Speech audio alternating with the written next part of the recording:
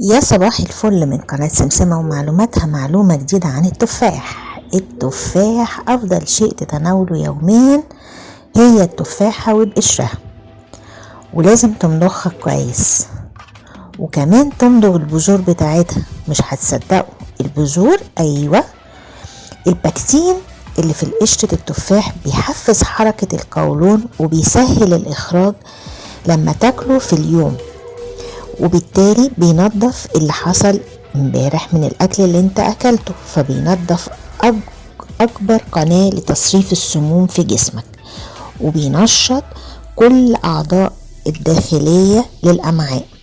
بس انا هقولك على معلومة كمان، يا ريت التفاح لما تيجي تاكله اقصى حاجة تاكلها لحد الساعة 5 الظهر.